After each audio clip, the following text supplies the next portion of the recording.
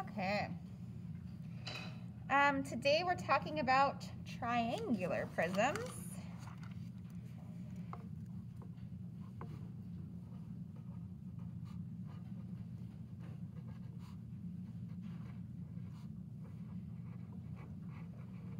So I can find the surface area and volume of triangular prisms. Okay. And before we get into doing examples, I just want to take a look at a triangular prism. Now, this is not all taped together because I wanted it to be able to lay flat as well. So I'm just going to hold all the pieces of it together, maybe. Oh my goodness, this does not want to cooperate. Okay, so you can see I have a triangle on one side, another triangle here on the other side, and then I have one rectangle, two rectangles, and three rectangles that make up this triangular prism. Okay, so with a rectangular prism, you had 6 sides or 6 faces of your figure. Here we have 5 because we have the 2 triangles and the 3 rectangles. And if I lay it flat, you can see kind of what it looks like here. You can see the 3 rectangles and the 2 triangles here. Okay, when I lay it flat like this, we call it a net. A net is a way to see 3-dimensional objects by just like, if you were to like cut them open and lay them flat, that's what a net is. So we call this a net. But let's take a look at a triangular prism. I'm gonna attempt to draw one for you. And then we're gonna compare it to the area of a rectangular prism.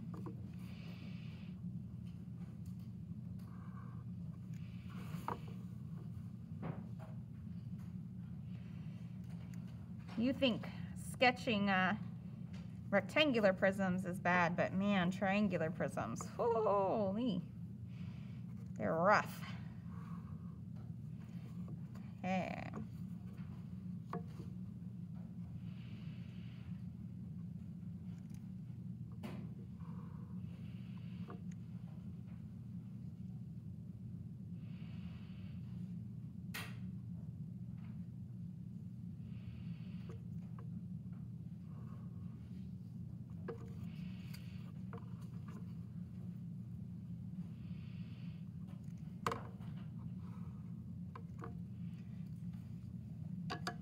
Okay, so let's go ahead and label some things here on this triangular prism. This is a right angle, so this is going to be 4 units here. The base of my triangle here is going to be 3 units. And the length of my prism is 6 units. And this length right here, we're going to need to know that as well, is 5 units. Okay? I'll give you a second to get caught up on your drawing, and then we're going to talk about the surface area of this thing.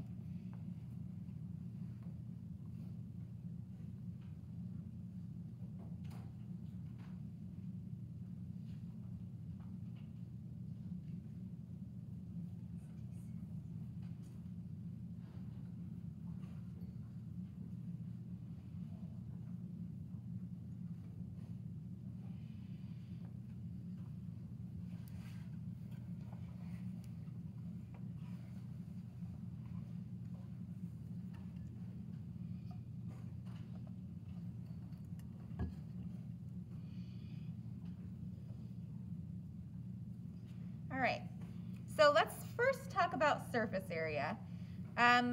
Remember, surface area is just the area of every single side of that prism, all added together, okay? So let's focus first on the triangle. Now remember that there's this triangle here.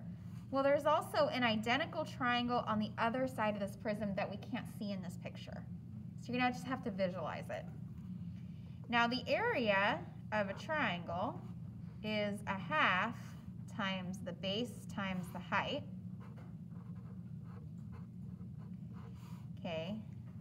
So this is going to be 6. So this is 6 units squared. Okay. Now, if the first triangle is 6 units squared, then the second triangle is also 6 units squared. They are exactly the same on both ends. Okay. So you have the 2 triangles. Now we're going to go through and find the area of each of the rectangles. Well, I'm going to do the one I can see first. I can see this one, and this rectangle is 6 by 5. So the area of this is 5 times 6, which is 30 units squared. So this was the first rectangle, rectangle number 1. I usually start with the ones I can see. Now, there's a rectangle back in the very back here that we can't see, obviously. But if we look at this, the triangle is going to be 4 units by, now this length and this length are the same, so we can say that this is also 6 units. So the triangle back here that we can't see is 4 by 6. So this is a rectangle 2 is 4 by 6. What? Oh, sorry, rectangle. Rectangle. Okay. And then, so this, the one that we can't see behind there is 24 units squared. Now we also have a rectangle on the bottom that we can't really see, but we can see that that rectangle is 3 units by 6 units down here on the bottom. So rectangle 3,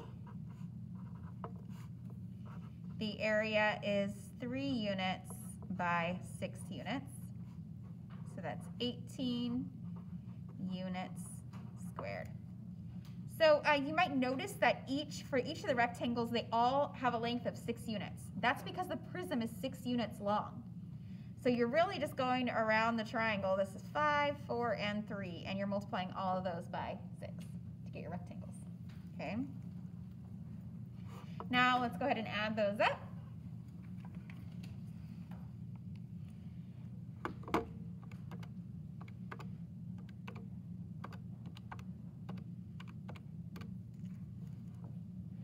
So this is going to be 84 units squared. Okay, and this is the surface area.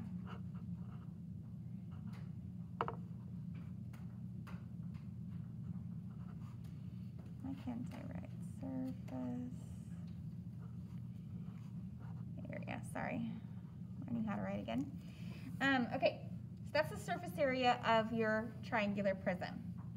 Now for the area of your triangular prism, I want to show you a model that I made out of linking cubes. Okay. Now this is rough because linking cubes are squared off, so it doesn't look exactly like a triangle.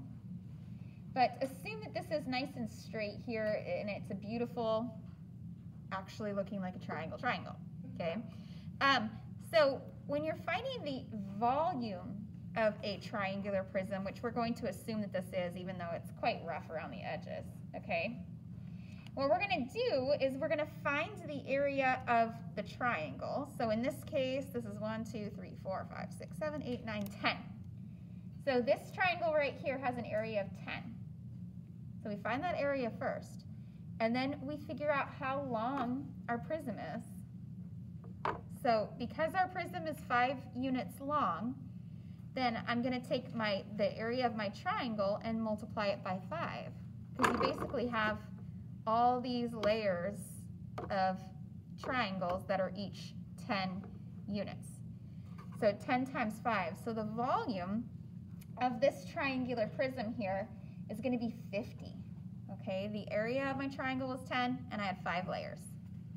Okay. So when you're finding the volume of a triangular prism, you're going to do the area of the triangle. Now I also want to point out, and we'll add something to it too. On your formula sheet for this, the volume is a capital B times the height. Capital B is different than lowercase b. Lowercase b is like the base and height of a parallelogram, or the base and the height of a triangle. A capital B is the area of the base. Okay? So I'm going to write it just like it is on your formula sheet, and I'm going to put some little explanations here. Okay, so this right here, this capital B, is the area of the triangle. Okay? Now, H usually stands for height, but in our case, our triangular prism is laying down flat. So sometimes it looks more like the appropriate name for this would be the length. So I'm going to put the length or height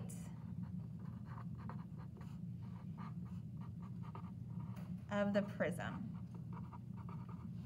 Okay? So you have the base, the area of the triangle, times the length or height of the prism, which is what I just showed you with my model. We found that the area of that triangle, and then we multiplied by how long or high here that prism is. Okay? So let's do this for this triangle here. I'm going to find the area of the triangle. Okay, so my capital B, which is the area of my triangle, is going to be, we've already done it actually. We already know it's 6 units, okay? So a half times 4 times 3 is going to be 6. So the base of my triangle is 6 units squared. And the H, which remember how I said sometimes it's laying flat and it looks like the length, is how long your prism is. In this case, it is 6 units. So H is going to be 6 units.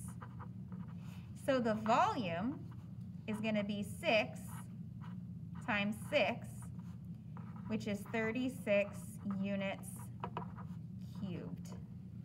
Okay, 36 units cubed. I hope I didn't completely lose you on that. Okay, I'm going to have you try one so that I can walk around and help you, and so that we can talk about one more before you start your practice in Otis. Okay.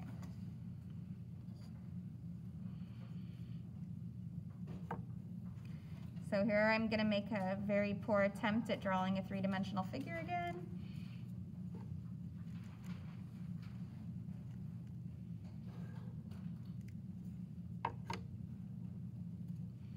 This is not drawn to scale.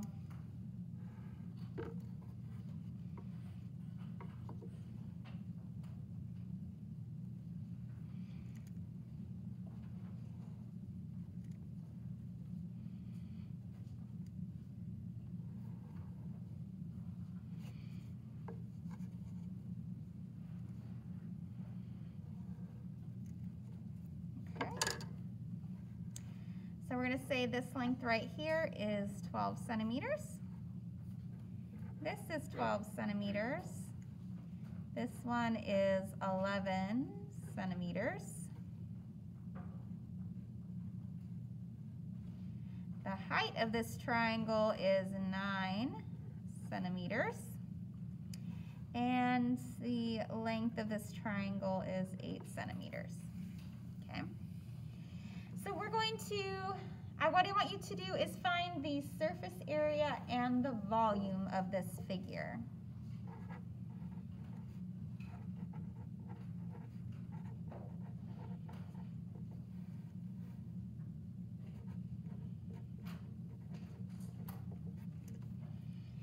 Okay, so take a couple minutes, see if you can find those, and then we'll talk about it.